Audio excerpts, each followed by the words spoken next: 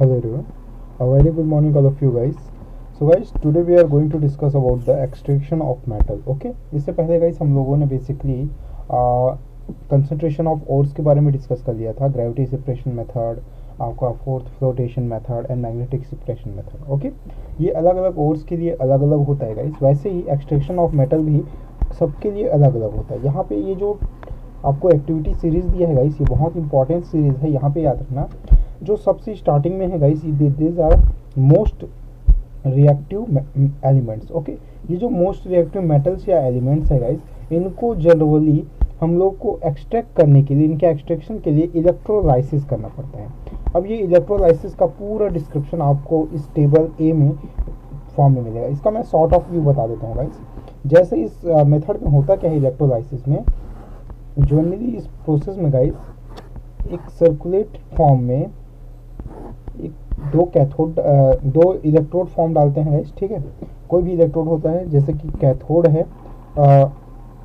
जैसे आपका कैथोड है और ये एनोड है. ठीक है, अब जनरली होगा क्या, इस सॉल्यूशन को हम लोग लिक्विड स्टेट में फ्लो कर देते हैं. जो भी आपका यहाँ पे मिला है सोडियम पोटेशियम, जो भी हाई रिएक्टिव है, जैसे इस पे इलेक्ट्रिक करंट फ्लो होता है गाइस. ठीक है, जैसे इलेक्ट्रिक करंट इसमें फ्लो होगा तो होता क्या है, इलेक्ट्रिक करंट फ्लो होने से इस सोडियम जो होता है वो पॉजिटिवली चार्ज होता है और क्लोरीन जो होता है नेगेटिवली चार्ज. ऐसे ही आउट ऑफ व्यू बता रहा हूँ. तो सोडियम एटम को अगर हमको सेपरेट करना है तो उसके एलिमेंट्स के फॉर्म में वो सेपरेट नहीं हो सकता, कंपाउंड्स के फॉर्म में ही रहता है. अब इस कंपाउंड से उसको अलग करने के लिए बेसिकली, हालांकि बहुत ज़्यादा प्रॉब्लम करता है लेकिन हो जाता है. इस सोडियम को क्या करते हैं गाइस, हम लोग इलेक्ट्रोलाइसिस करेंगे तो ये सोडियम जो होता है पॉजिटिवली चार्ज होता है, यानी केटायन होता है, और ये केटायन जाके कहाँ पे अटैच हो जाता है गाइस, कैथोड में, यानी माइनस वाले इलेक्ट्रोड में. और ये जो मेथड है, इस मेथड की हेल्प से हम लोग पूरी तरह से प्योर एलिमेंट्स क्या कर लेते हैं गाइस, पा जाते हैं. तो इस मेथड का use potassium, sodium, calcium, magnesium और एल्युमिनियम के लिए करते हैं गाइस. इस मेथड का नाम है इलेक्ट्रोलाइसिस. उसके बाद जो मीडियम रेंज में आते हैं गाइस, ठीक है, ये ऑप्शन आपको मिलेगा ओके बी में, medium and less reactive metals. तो medium and less reactive metals के लिए जनरली गाइस हम लोग मीडियम के लिए यूज़ करते हैं reduction by the chemical method. Chemical method से हम लोग उसको केमिकली क्या कर सकते हैं, रिड्यूस कर सकते हैं गाइस. तो यहाँ पे आपका ये सब के सब एलिमेंट्स का रिडक्शन होता है केमिकल मेथड से. वैसे ही जो सबसे ज़्यादा लेस रिएक्टिव है गाइस, इन लेस रिएक्टिव में ये जो है गोल्ड, सिल्वर और प्लेटिनम, इनका यूज़ होता है. इनको जनरली बस नेचर में क्या होता है, फ्री स्टेट में रहता है. इनको जनरली अगर हम लोग गर्म कर दे, पिघला दे, तो ये अपने फ्री फॉर्म में यानी प्योर सब्सटेंस के फॉर्म में निकल के आ जाता है. तो तीनों के लिए अलग अलग स्टेप है गाइस. तो ए बी में ये पूरा एक्सप्लेन है. उसके बाद कुछ ऐसे कंडीशन होती है गाइस जो बच जाती है. ठीक है, जैसे कि कुछ मेटल्स के कार्बोनेट है, for oxide, sulphide and carbonate and other metals. तो जो अदर मेटल्स बच गए, जैसे कि आयरन बच गया, ठीक है, और भी बहुत सारी चीज़ें हैं, टीन बच गया, तो उन सब मेटल्स को अलग करने के लिए, उनके ऑक्साइड, सल्फाइड और कार्बोनेट के लिए हम लोग बाकी ये मेथड यूज़ करते हैं, कंजर्विंग द मेटल, सल्फाइड और carbonate to corresponding oxide. Okay, इसमें ये जो स्टेप है गाइस, ये बहुत ईजी स्टेप है. इसके अंदर हम लोग बेसिकली मेटल सल्फाइड और कार्बोनेट को मेटल ऑक्साइड में चेंज कर देते हैं. ठीक है, उसके इम्प्योरिटीज़ के फॉर्म में इसको अलग कर देते हैं. यहाँ पे होता क्या है गाइस, ये देखो फर्स्ट स्टेप क्या है. ठीक है, रोस्टिंग और कैल्सिनेशन के अकॉर्डिंग है, the heating of concentrated sulphide ore. Okay, तो याद रखना ये सिर्फ किसके यूज़ होगा, सल्फाइड ओर के लिए. Is a little below is melting point, it in the presence of air or oxygen is known as roasting. तो जब इस सल्फाइड ओर को हम लोग एयर की प्रेजेंसी में क्या करते हैं गाइस, पिघलाते हैं, तो इस प्रोसेस को बोलते हैं guys roasting. During the rotation the impurities are vaporized, which assists the reduction of the metal compound. Roasting is usually carried out for the sulfide ores. Okay, और जैसे ही इसको गर्म करते हैं क्या होता है, जो impurities होता है गाइस वो वेपर के फॉर्म में उड़ जाता है और हमारा प्योर मेटल जो होता है वो रिड्यूस हो जाता है कंपाउंड के फॉर्म में, और वो एक ऑक्साइड फॉर्म बनाता है गाइस. ठीक है, सल्फाइड और याद रखना ऑक्साइड बनाएगा. तो ये सिर्फ किसके लिए यूज़ होगा गाइस, ये सिर्फ यूज़ होता है आपके सल्फाइड ऑर्स के कंसंट्रेशन के लिए. याद रखना सिर्फ सल्फाइड के लिए.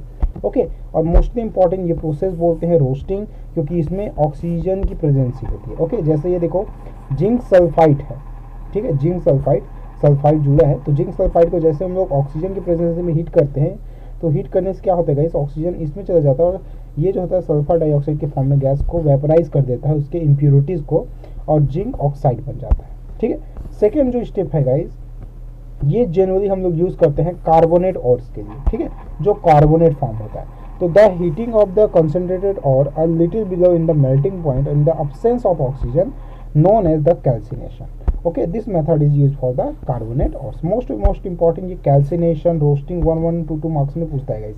तो याद रखना, जब हम लोग क्या करते हैं कार्बोनेट ओर्स को लिटिल अमाउंट में बेसिकली अब्सेंस ऑफ ऑक्सीजन की प्रेजेंस में जब हीट करते हैं गाइस, तो उस प्रोसेस को बोलते हैं कैल्सिनेशन। ओके, और ये जो मेथड है वो सिर्फ कार्बोनेट ओर्स के लिए यूज होता है। जैसे कि यहाँ पे देखो जिंक कार्बोनेट है, जिंक कार्बोनेट को जब हम लोग हीट करेंगे तो ये जिंक ऑक्साइड और कार्बन डाइऑक्साइड में क्या होता है, रेड्यूस हो जाता है। हमको क्या चाहिए था गाइस, मेटल ऑक्साइड चाहिए था, मेटल ऑक्साइड दोनों ही कंडीशन में हमको मिल जाता है। ओके, अब इस मेटल ऑक्साइड का हम लोग क्या करेंगे गाइस, रिडक्शन करेंगे और उस ऑक्सीजन को उससे निकालेंगे।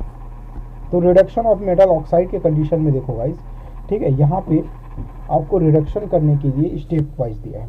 ओके, तो रिडक्शन ऑफ मेटल ऑक्साइड, तो मेटल ऑक्साइड में क्या होता है गाइस, जनरली इसको रिडक्शन करने के लिए, ठीक है, हम लोग को कुछ ऐसे एलिमेंट्स की रिक्वायरमेंट होती है, ऐसे सब्सटेंस की रिक्वायरमेंट होती है जो उससे ऑक्सीजन को निकाल सके। ठीक है, तो इससे ऑक्सीजन निकालने के लिए हम लोग जनरली यूज़ करते हैं गाइस कुछ रेड्यूसिंग एजेंट्स को, फ्लक्स या फिर रेड्यूसिंग एजेंट्स को, जो उससे क्या करता है, ऑक्सीजन को रिमूव करते हैं। ठीक है, इसको बोलते हैं गाइस, इस प्रोसेस को बोलते हैं स्मेल्टिंग। मोस्ट इंपॉर्टेंट यार, smelting. Okay, the flux help in the removal the hard to melt impurities. Smelting can be carried out into 2 ways. 2 form में ये यूज होता है गाइस। ठीक है, फर्स्ट जो होता है इसको बोलते हैं कार्बन रिडक्शन मेथड। ठीक है, याद रखना, कार्बन आपका एक हो गया कार्बन रिडक्शन मेथड, दूसरा हो गया chemical reduction method. Okay, carbon reduction method में जो फ्लक्स या फिर रिड्यूसिंग एजेंट जो देते हैं गाइस, वो होता है हमारा बेसिकली कार्बन, कोक, ठीक है, कुछ भी हो सकता है।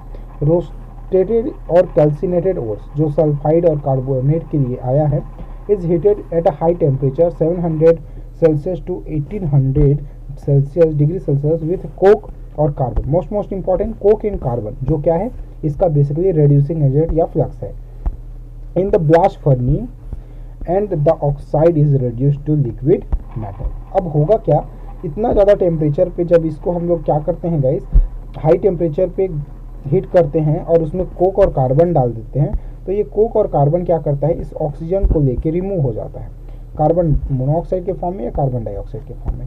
और जो हमारा प्योर मेटल होता है वो लिक्विड स्टेट में क्या होता है, लावा के फॉर्म में निकल आता है। ओके, सेकेंड स्टेप है गाइस केमिकल रिड्यूसिंग मेथड। अब ये जो केमिकल रिड्यूसिंग मेथड है गाइस, ठीक है, ये थोड़ा अलग होता है।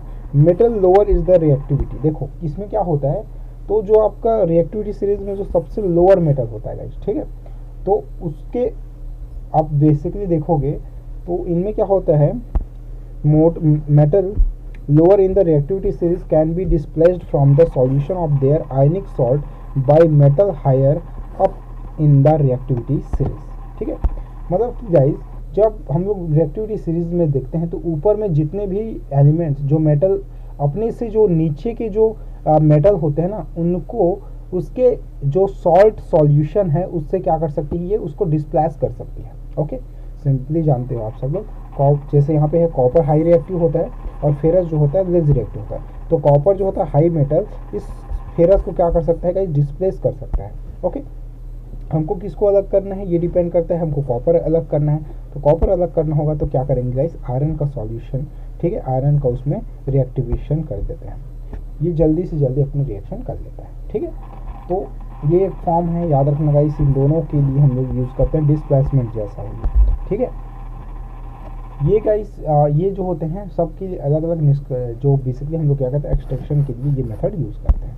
ओके, देन लास्ट है गाइस हमारा प्यूरिफिकेशन ऑफ मेटल, जो बेसिकली आप सब लोग पढ़ सकते हो। ठीक है, बहुत ईजी है, इसमें जो स्टेप इंपॉर्टेंट है केमिकल मेथड वो मैं आपको लास्ट क्लास में बता